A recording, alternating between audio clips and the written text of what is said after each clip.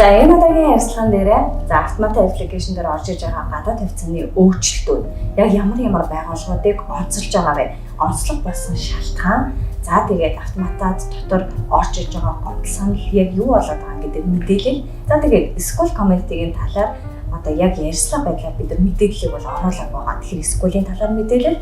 За тэгээд яг одоо худалдан авалтын захиалга хийгдэж байгаа жилийн 20% бүтээх бондын мэдээллийг өгөхөөр бэлдэж байгаа. За тэгэхээр энэ удаагийн ярилцлаган дээр болохоор идраа захирлыг өөрч амжсангүй яг яагаад вэ гэхээр идраа захирал одоо маргааш буюу 8 сарын 9-ний өдөр Солонгост одоо хөрөнгө оруулалтын шийдвэр гаргал за одоо гадаад тавьцааны бүтээгдэхүүн гэсэн мэдээллүүдээ өгөх гээд сургалтаа зохион байгуулж явж байгаа. Тэгэхээр магадгүй та бүртгүүлээгүй байгавал идэвхтэй оролцоорой гэдгийг бол одоо захимаар байна. За тэгээд Рафтангаа баярлалаа. За тэгэхээр Рафтангаас одоо маш олон асуултууд бол одоо асуух гээд бол хэлсэн байна. За тэгээ автомат аппликейшн дээр яг ямар гадаад тавьцаанууд орж иж байгаа тийм ээ. За сүүлийн шийдвэр гаргалтууд. За тэгвэл энэ гадаад тавьцаануудыг авах үндсэн шалтгаан яг юу юм бэ? Санхүүгийн зах зээл рүү хаашаа хэрхэн хөдлөөд байгаа юм? Энэ дээр бид нар яг ямар одоо менежмент хийгдээд байгаа гэдэг зүйлийг нь тайлбарлаад өгч. Ойр бичлэг оргож байгаа сандраад. Ер нь бол манай идрээ захирлын яг А копиг нь авчирсан байна таад. Тоосон. Ер нь бол автомат дээр та бүхэн маань та харсан байх маш олон компаниуд солигдож шинээр орж ирсэн байгаа. Энэ автомат дээр байгаа хувьцаануудыг би бол яг 3 ангилаад байгаа. Бидэд 3 ангилаад байгаа гэсэн үг. За эхнийх нь болохоор одоо энэ tech одоо технологиор суурилсан зах зээл дээр угаасаа байдаг бараа бүтээгдэхүүн үйлчлэгийг технологиор суурилж энэ шинээр гарч иж байгаа хиймэл оюун ухаан дээр суурилж өөрчлөгдөж илүү сайжруулж байгаа компаниуд орж иж байгаа гэсэн үг. За энд нь мэдээж бидний сайн мэдхтэй Tesla байна. За нэмээд HIMS, Oscar гэдэг ийм 3 компани орж ирсэн байгаа. За нөгөө талдаа болохоор ETF бид нар бол авсан хэвээрээ байгаа. За одоо ямар ETF авч байгаа юм бэ гэхээр илүү тогтвортой ETF авч байгаа гэсэн. Тэгэхээр дэлхийн одоо 2 хамгийн том эдийн засагтай бол Хятад, Америк улсыг яг илтгэж байгаа хөрөнгөний зах зээлийн илтгэх ETF-д авсан байгаа гэсэн. Тэгэхээр нөгөө Dow Jones 30. За тэгээ Хятадын FXI гэдэг топ 50 компаниуд орж ирсэн байгаа гэсэн. За сүүлийн одоо компаниуд нь ямар ангилалд багтаж байгаа юм бэ гэхээр дайнд бэлтгэж байгаа компаниуд гэсэн. За ер нь дайны үеэр газрын тус нефтний үн өсдөг. За тэгээд энэ алтны үн өсдөг. Яг тэгэхээр хүмүүс илүү тогтвортой, найдвартай юм хайгаад ундаг гэсэн. Тэгэхээр бүгдээ алт руу төвлөрөх хандлага бол байдаг. За энд бид нэр зориулаад алтны уурхай болох CDE гэдэг Core Mining гэсэн компани орж ирсэн байгаа. За нефтэн дээр бол бид нэр Valaris тэгээд Devon Energy гэдэг 2 компани та ч гэсэн аппликейшн руу ороод энэ компаниуд нь бол харагдаж байгаа тийм ээ. За энэ компаниуд дээр бол манай идрээ захирал бол бүрэн шинжилгээ хийсэн та ч гэсэн зах зээлийн шинжилгээг үзэх юм бол харах боломжтой. Би бол яг урангуй байна. Тийм уучлаа. Тийм яагаад орж ирсэн бэ? Хальтхан тайлбарлаад явъя гэж бол бодлоо. Энэ HIMS тэгээд Oscar-гийн 2 компани маань болохоор энэ telehealth буюу ерөнхийдөө юм онлайн эрүүл мэндийн үйлчлэл үзүүлдэг гэсэн үг. 24-өөс 25 онд энэ салбарын маань одоо нийт юу н зах зээл маань нэг ойролцоогоор 140-оос 150 тэрбум доллар байсан. За аналистуудын одоо хүмүүсүүдийн бодж байгаа юу вэ гэхээр 30 он гэхэд энэ бараг 400-оос 500 тэрбум хүрэх магадлалтай салбар гэж харж байгаа. Эрүүл мэндийн үйлчлэгийг илүү амар болгочоо хүмүүс 24 цаг одоо эрүүл мэндийн яг зөвлөгтэй уулзаад тэнгуүтээр жор бичүүлээд тэгэд хямд үний им бүтээгдэхүүн авах боломжтой гэсэн. Одоо HIMS маань юун дээр илүү төвлөрч байгаа вэ гэхээр одоо эрэгтэй хүн ус унд нь шүү дээ тий.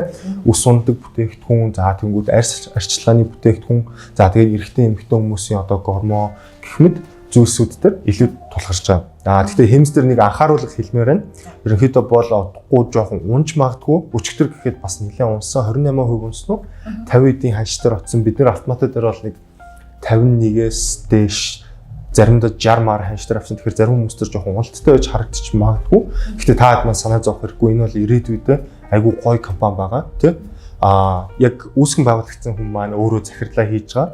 Тэгэхээр нөгөө эзэн төлөөлөгчийн сэтгэлгээтэй тэгээ компани яаж илүү сайжруулах вэ? Яг өөрийнх нь компани учраас. За тэгээд санхүүгийн үзүүлэлтийн хувьд ч гэсэн айгүй сайн орлого ч гэсэн нэмэгдсэн байгаа. Тэгээд бэлэн мөнгө нэлээд доллар дээр бэлэн мөнгөтэй сууж байгаа компани ийм компани байгаа. Тэгэхээр урт хугацааны хөрөнгө оруулалт юу гэж бол анхааруулмаар байна. Oscar ч гэсэн бас айгүй сайн компани. Арай хэмжээс арай жоохон өөр эрүүл мэндийн даатгалын бас үйлчлэгээ үзүүлдэг. Тэгээд бас хиймэл оюун ухаан дээр суурилсан 24/7 юм зөвлөх үйлчлэгээ үзүүлэхээр бас айгүй давуу талтай. Таад манаас Tesla-г мэдж байгаа хэ. Tesla ч гэсэн одоо ирээдүйд өөрөө 100% барьдаг машинуудаа энэ Америкийн баруун мужуудаар одоо Калифорниуд туршаад айлтын эхэлсэн. Ер нь ирээдүйн зорилго нь би бас өөрийн хүний подкастыг харж байсан л да. Бид нэр шууд машин барихгүйгээр ажилдаа ирлээ. Нөгөөд машин маань өдөржин такси хийгээд өөрөө жолоодод тэгээд биднэрт ерөнхийдөө бол нэг төрлийн бас мөнгө олно. Машин чи одоо илэгддэг хөрөнгө ч гэжтэй тийм. Гэхдээ илэгдэхээс гадна давхар мөнгө олох боломжтой хөрөнгө гэх мэт ер нь одоо айгүй том жолооч болж идэх гэсэн. Тэнгүүдээ орой ажилласаа явахдаа нөгөө машин хүрээл ирдэг. Тэгцээр бас зөндөө олон хүн зөөцсөн. Таны өмнөөс бас мөнгө олоод байгаа байхгүй. Ерөнхийдөө ийм ирээдүйн зорилготой байгаа. Энэ компаниуд маань яг хийж байгаа одоо бүтээгдэхүүнүүдээ сайжруулад гоё болоод ирэх юм бол манай багцад хамгийн өндөр өсөлт авчрах магадaltaй хавцаанууд гэсэн үг. Тийм байгаа. Тэгэхээр ерөнхийдөө ийм одоо 8 компани байна уу те. Манай багцад бол шинээр орж ирсэн байгаа. Цаг үетэйгээ айгүй уялдуулан холбуулаад орж ирсэн гэсэн үг. Тэгэхээр маш гоё тайлбар өглөө. Яагаад гэхээр автоматик аппликейшн сүүлийн одоо вакцины өөрчлөлт авах үед бол бид нар идраа захиралтай бол ярьцлага хийж үнэхээр амжаагүй. Хоёрт нь гэх юм бол за бид нар хит хитэн төсөл дээр бол нэгэн зэрэг ажиллаж байна. Ингэж байгаа тохиолдолд бол нөгөө уулзалтын цаг авах, тийм ээ, дуудлага алдагдах ч юм уу, эсвэл нөгөө вакцины өөрчлөлтөөр яг юу болоод байгаа юм гэдэг мэдээллийг бол байнгын харилцагч нар бол мэдээд идэг. Гэтэл яг сошиал суваг дээр бол бид нар мэдээллийг өгөхөд бол бас хүлцэлгчөө гэж бол хэлмээрээ. Тэгээ мэдээлэл бол за гадаад хавцаа окей ойлголоо. Тэгэхээр дэлхийн эдийн засгийн холбоотой ерөнхийдөө нэг зүйлийг ингээд нэмэлтээр хэлэхэд за гадаад хавцаанд хөрөнгө оруулалт хийнэ гэдэг маань тийм ээ. Тухайн байгууллагыг бид нар одоо өмчийн хэлбэрийг нь авч байгаа. Тэгвэл энэ өмчийн хэлбэрийг авч байгаа тохиолдолд тухайн байгууллага хэрхэн одоо өөрт хэлбэргүй байгаа юм тийм ээ, ирээдүйд ямар потенциал байгаа юм бэ гэдэг дээр үндэслээд хөрөнгө оруулалт хийж байгаа. Тэгвэл энэ хөрөнгө оруулалт маань яг одоогийн байдлаар урт хугацаанд хөрөнгө оруулалт хийж байгаа хүмүүс үл илүү ашиг авах боломжтой. Харин яг одоо зах зээлийн байдлаар бол жилийн 20% хүнтэй бонд тийм ээ. За бусад үнэт цасны компани адилхан үйл ажиллагаа явуулж байгаа байгууллагууд мөн адил бондын өрөө эсвэл хөрөнгөөр баталгаажсан үнэт цас гэдэг байдлаар бол харилцагч нарын мөнгийг одоо удирдах явж байгаа. Гэхдээ яг энэтэй адилхан манай автоматик аппликейшн ч гэсэн жилийн 20% хүнтэй бонд бол орж ирж байна. Тэгэхээр яагаад бондыг бид нар илүүтэйгээр мэдээлэл өгөөд байгаа вэ гэхээр яг одоогийн байдлаар та хэрэг 1-3 жилийн хугацаанд хөрөнгө оруулалт хийгээд мөнгө авах гэж байгаа бол гадаад хавцаанаас илүүтэйгээр бондын хөрөнгө оруулалт нь жилийн амарсан байгаа хүнтэй. Тэгээд нийлмэл хүүгийн хөө тооцоологдох учраас та мөнгөө илүү өгөөж өндөр авах боломжтой байгаа шүү. Тийм учраас бондын хөрөнгө оруулалтыг санал болгоод байгаа гэсэн. Гэхдээ автоматик аппликейшны хувьд бол тийм ээ, яг бондон дээр төвлөрөхөөсөө илүү гадаад хавцааны шинжилгээ, хавцааны хөрөнгө оруулалт дээр илүүтэйгээр анхаардаг. Тийм учраас бондын мэдээлэл өгөх зүйтэй болов гэж мэдээлэл өглөө. За, хоёрт нь эсвэл эсвэл бол одоо сүүлийн үед лидераци гэхэрлийн өөрийнхөө пэйж хазаар бол нэлээдгүй давалгааллаа. За хүмүүс бол хэр хэмжээний ашиг гарч байгаа юм, ямар өгөөжтэй явж байгаа гэдэг стори байлаа, постэр байдлаар бол орж ирж байгаа. Тэгвэл эсвэл хэрхэн яаж хамрагдаад байгаа юм. За SQL-ийн даваа тал нь автоматик бод бол ямар даваа талтай байгаа вэ? Мэдээж та бүхэн ч гэсэн одоо энэ шинэ хөвцөнийг авахаас өмнө нэг зөвшөөрлөх гэсэн байгаа. Энэ хөвцөд бид нэр зарах гэж байна, буцаагаад ийм хөвцөө болох гэж байна, багц нь ингэж өөрчлөх гэж байна гэд зөвшөөрөл авдаг тийм. За хүн зөвшөөрлөө өгөнгүүт тодорхой хэмжээнд хугацаа болж жоохон алддаг. Тийм. Хамгийн гол нь 2-7-оос нэг сар дамжих гэдэг тийм ээ. Харилцагчийн тоо хэрэг ширхэг авсан бэ гэх мэт зүйлсээс бол шалтгаалж байгаа. Скуулийн нэг давуу тал нь хүмүүс маань өөрсдөө шууд арилжаагаа хийгээд явах боломжтой. За өөр нэг нь юу юм бэ гэхээр одоо жишээ нь скул дотор бид нэр том хавцаанаас илүү жижигхэн компаниудын хавцаа ч гэсэн байгаа. Одоо Австралийн нэг алтны олборлолт хийдэг компани хөрөнгө оруулалт хийж байгаа. Бид нэр бүр автоматар дээр тэр компанийг авах боломжгүй. Яагаад вэ гэхээр ханшин $1 хүрдэггүй учраас. Гэх мэт тэгэхээр бид нэр маш олон өөр төрлийн санхүүгийн хэрэгслийг скуулээр дамжуулаад хөрөнгө оруулалт хийх боломжтой болоод ирчихэж байгаа гэсэн. Мөн нөгөө хугацаа алдна гэсэн юм байхгүй. Хүмүүсүүд маань өөрсдөө шууд арилжаагаа хийгээд явчихна. Ерөнхийдөө тийм үндсэн давуу талтай байгаа. Гэхдээ мэдээж сул тал бас байгаа. За ямар сул тал байгаа юм бэ гэхээр тухайн хүнээс яг анх бүртгүүлсний дараа 7 хоногийн хугацаанд 2-7 хоногийн хугацаанд тодорхой хэмжээний цаг бол өдөр болгон шаардна. Дансаа нээх вэ нү, дансаа цэнэглэх, за зах зээлийн шинжилгээнүүдтэйгээ танилцах, компани шинжилгээнүүдтэй танилцах, тэгээд нөгөө хувьцаануудаа авах, одоо яах вэ, гэх мэт цаг хугацааны хувьд бол жоохон шаардна. Гэхдээ нэг бүх юмаа болгочих юм бол цаашдаа арилжаа гэдэг явхад бол харьцангуй бага болчих. Тэгтэл автоматик бодох юм бол энэ хугацаа орно. Автоматад бол та бүх маань мөнгөө цэнгэлээ тэгэл болоо. Скул дээр бол цэнгэлээд за тэгээ одоо яах вэ гэдээ бас жоохон бодох зүйлүүд бол гарч ирдэг байгаа. За би скул дээр нэг зүйлийг маш сайн нэмэлтээр мэдээлэл өгөх нь зүйтэй байхаа гэж бодож байна. За яагаад гэхээр 75 тэгдэг гэсэн манай лавлах дугаараас за скул дээрээ би дансаа нээчлээ. За одоо яг яах вэ? Би яг зөв үйлдэл хийж гинүү гэд асууж байгаа дуудлагууд бас нэлээдгүй ихсэж байгаа. Тэгэхээр энэ дээр нэг зүйлийг анхааруулж хэлгээд за хэрвээ та скулд нэг дээд тийм ээ анх бол $29 дээр байсан $39 одоо бол 8 сар ихний 7 хоногт бол $44 болсон. За яагаад ингэж өсөж байгаа вэ гэхээр өгөөж хамгийн амархан асуулт ер нь бол манай дээр супер өгөөжтэй байсан зарим хүмүүс яг ихэнд одоо $29 байхад орсон үед хүмүүс бол аюу супер өгөөжтэй байсан. Өөр бүр юм дураараа гэх юм уу те бид нар бол скул дээр нэг юм хүмүүст ийм хавцаанууд авал зүгээр шүүгээ санал болгочтой. Тий.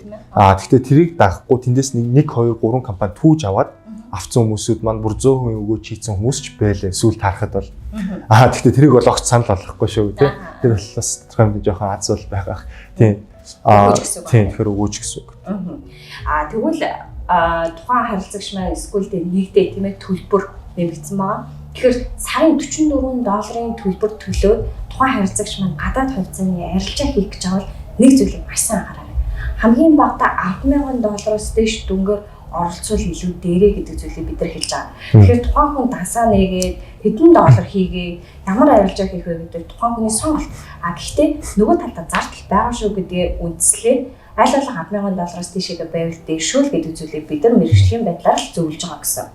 За хоёрдугаар гэх юм бол одоо улирлын шийдэж чанартай ажил хийдэг, гадагшаа дотгошоо явдаг тийм ээ. Эсвэл магадгүй за мухаар хэлээ тийм ээ, англи хэлний тодорхой тийм ээ мэдлэггүйгээсээ болоод арилжаандаа оролцоод хүндрэлтэй байгаа бол за скул бол хэд одоо сэтгэл хөдлөлийн байдлаар шийдвэр гаргахад бол бас хэцүү шүү. Тэгэхээр та хэрвээ скулийнхээ мэдээллийг маш сайн авъя гэх юм бол манаар автантай холбогдож болно. За манаар автангийн AI-тай холбогдож болно. Тий одоо удахгүй хиймэл оюухан орох гэж яг өөрийнхөө хиймэл оюуханы хэлбэр сүүлийн 6 сарын хугацаанд тэг хүмүүстэй харилцаад юу сурсан бэ те тэр бүх зүйлээ одоо энэ толгойд байгаа энэ скултэй холбоотой бүх мэдлэгээ оруулаад нэг хиймэл оюухан хийж. Тэгэхээр бас саяны ойкч гэсэн юм дээр мөнгөн дүн дээр би бол бас санал нийлж нөгөө хизээ мөнгө одоо шалж эхлэх вэ гэдэг байхгүй юу. Одоо хүн $1,000 хийгээд 40% өгөөж авах чинь $400 тийм. $10,000 хийгээд 40% өгөөж авах $4,000. Тэгэхээр энэ хоёрын хооронд бол бас том ялгаа байгаа. Тэгэхээр тодорхой хэмжээнд бас тажгүй дүнгээр хийвэл нөгөө ашиг маань илүү болж ирдэг гэсэн. Залтаа төлөөд нөгөө талдаа ашиг тооцогдож эхэлнэ. Гэхдээ тэр хүндээ шалж эхэлнэ гэсэн байна шүү дээ тийм ээ. Тэгэхээр скул гэдэг зүйлийн скул community тийм ээ тэр community дотроо санхүүгийн шинжилгээ хэрхэн яаж хийдгийг яагаад энэ байгууллагыг аваад байгаа юм тэгвэл хэдэн хувийг нь зарах юм хизээ энэ хувьцааг нь авах юм гэдэг бүх сигналууд бол яг үндсэн одоо идрат захирал болгон автантайгаа нийлээд одоо өдөр болгон хамгийн багадаа нэг 2 удаагийн постэр бол орж иж байгаа сигналууд бол орж иж байгаа тийм өдөр болгон гэсэн. Тэгэхээр тэр мэдээллүүдтэйгээ одоо хуваалцаад өөрийгөө илүү сайжруулах гэж байгаа бол энэ скул дэний дээрээ гэдгийг бол бас сануулгын зүйтэй болоо гэж бол бодож байна. За, гуравт нь. За, бонд гэдэг бонд тийм ээ. За, бонд буюу одоо хөрөнгө оруулалт дээр тухайн одоо бондын хөрөнгө оруулалтыг гэж байгаа харилцагч нар 2 төрлийн боломж бол байгаа. За, автомат аппликейшнээр дамжуулаад 100% бонд авах боломжтой. Эсвэл багцад дотор орсон байгаа эзлэх хувь хэмжээгээр бонд авах боломжтой. За 3 дахь зүйлийн талаар мэдээллийг бол харилцагч нар тэр бол мэдгүй байгаа. Тэр юу вэ гэхээр мэргэжлийн хөрөнгө оруулагч болоод халттай цацал дээрээс өвтөсөө бод авах боломжтой. Ингээд мэргэжлийн хөрөнгө оруулагч болох нөхцөлөө хангацсан тохиолдолд тухайн харилцагч маань тухайн бонд гарсан байгаа хугацааг хүлээгээд буюу дуусталын хүлээхгүйгээр өөрийнхөө боломжит хугацаагаараа жилийн 20% хүүг хоногоор нь тооцоолох боломжтой байгаа. Тэгэхээр энэ мэдээллийг би өмнөх ярьцлагаараа за үндэс засны компани буюу SG Capital үндэс засны компанийхаа за андеррайтер болон брокерийн одоо яг мэргэжилтэй хүнтэйгээ ярьцлага хийсэн байгаа. Одоо тун удахгүй орох учраас та энэтэй бас танилцаад яаж мэргэжлийн хөрөнгө оруулагч болох юм бэ?